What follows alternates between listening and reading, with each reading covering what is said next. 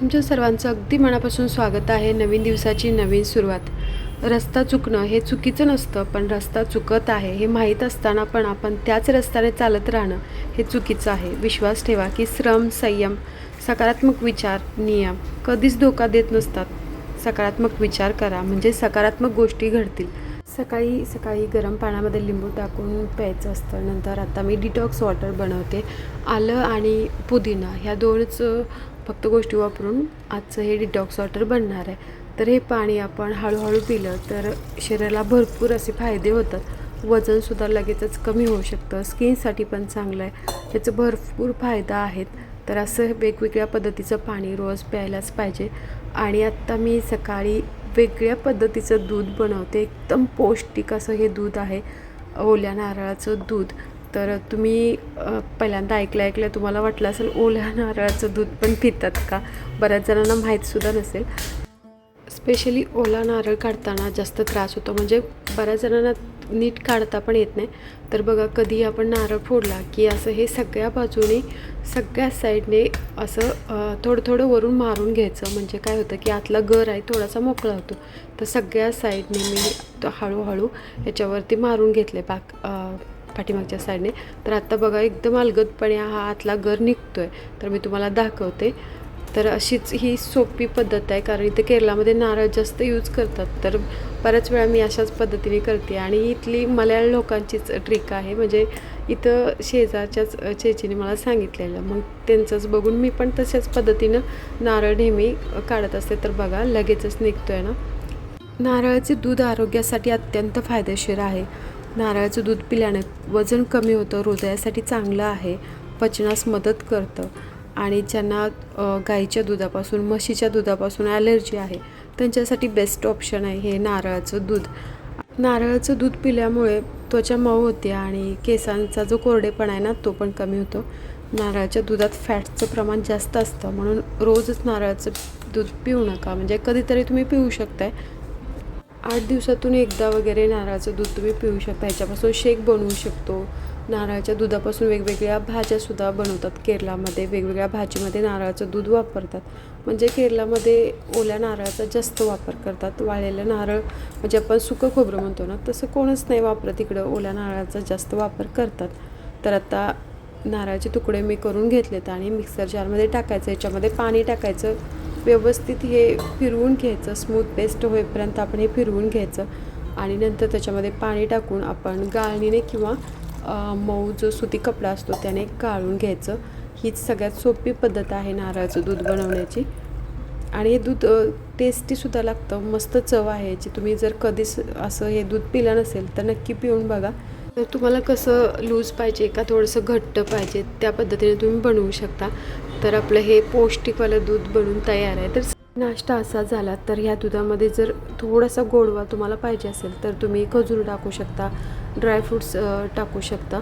तर इथं बघा, मी आज बीटपासून ना मस्त हेल्दीवाला डोसा बनवणार आहे. तर बीट जेवढं पाहिजे तेवढं आपल्याला कट करून घ्यायचं आहे, मिक्सरच्या भांड्यामध्ये टाकायचं, बारीक करायचं, नंतर त्याच्यामध्ये पाणी टाकायचं आणि अशी पेस्ट बनवून घ्यायची. तर ही जी पेस्ट आहे त्याच्यामध्ये थोडंसं पाणी टाकून आपण हे गाळून घ्यायचं. तर ह्याच्यापासूनच आपण पौष्टिकवाला डोसा बनवणार आहे. तर याच्यामध्ये मी बाजरीचं पीठ टाकते. तर 2 मुठ्ठ्या भरून मी याच्यामध्ये पीठ टाकते आणि हे व्यवस्थित फिरवून घ्यायचं मिक्सरच्या भांड्यामध्ये.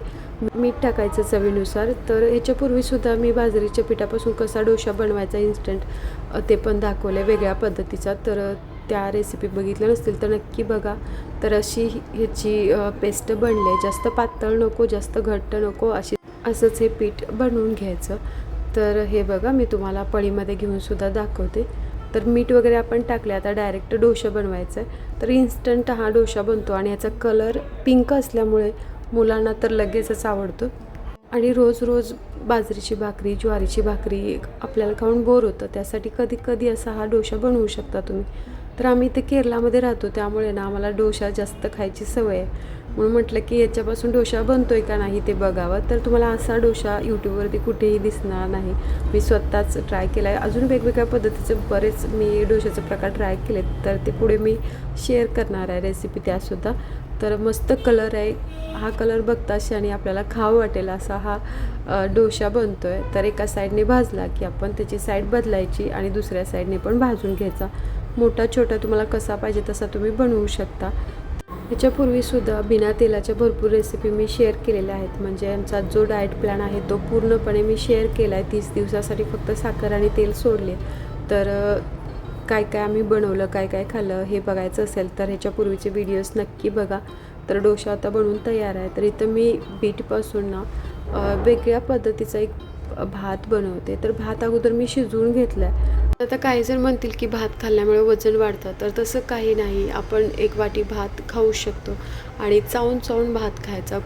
कोणतंही जेवण करताना एक घास 32 वेळा चावून खायचा, म्हणजे व्यवस्थित पचन होतं आणि तब्येतसुद्धा वाढत नाही. ह्याच्यामध्ये मीठ टाकायचं. तर हे व्यवस्थितपणे याचा कच्चा वास जाईपर्यंत मिक्स पण हे हलवून घ्यायचं आहे कढईमध्ये. याच्यामध्ये एक छोटा चमचा मी बिर्याणी मसाला टाकला आहे चव येण्यासाठी आणि हे व्यवस्थित मिक्स करून घ्यायचं. याच्यामध्ये तेल वगैरे तूप काहीच नाही टाकलं. जर तुम्ही तूप खात असाल तर तूप टाकू शकता, याच्यामध्ये मस्त टेस्ट येईल. तर हे व्यवस्थित थोडंसं शिजल्यासारखं झालं की आपण ह्याच्यामध्ये भात टाकणार आहे. तर शिजवलेला हा भात आहे. अर्धी वाटी भात आणि अर्धी वाटी बीट असं प्रमाण मी घेतलं होतं. तुम्ही तुमच्या आवडीने घेऊ शकता.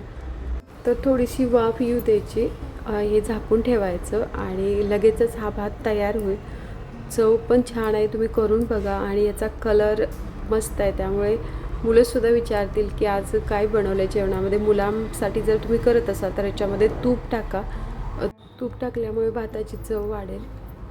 तर ह्याच्यामध्ये तिखट वगैरे तुमच्या आवडीने तुम्ही अजून मसाला ॲड करू शकताय.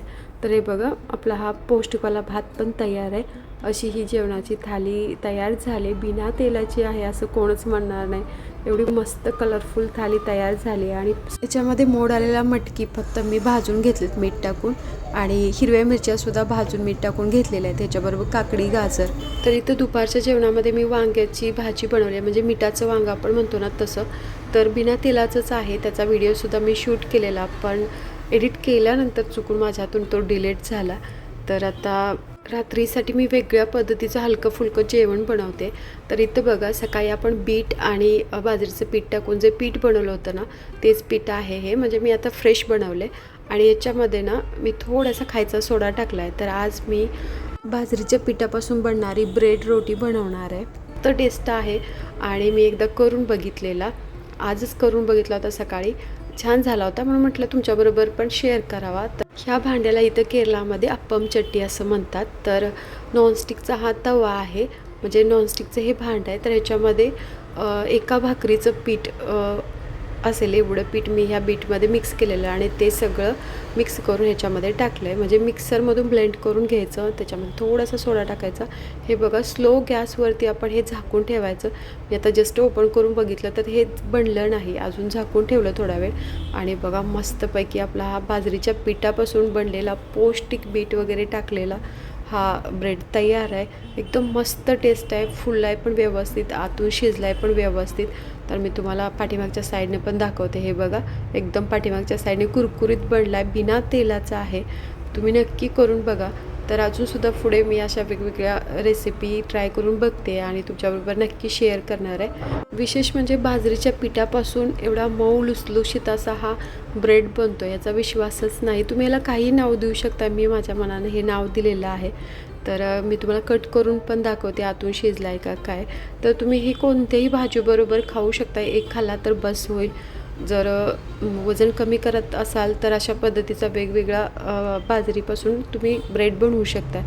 सोड्याचं प्रमाण फक्त जास्त वापरायचं नाही, थोडंच वापरायचं. तर हे बघा आतूनसुद्धा एकदम फुलला आहे आणि स्पॉन्जी बनला आहे हा. मस्तपैकी आपण जसं केक वगैरे बनवतो त्या पद्धतीचा हा बनलेला आहे.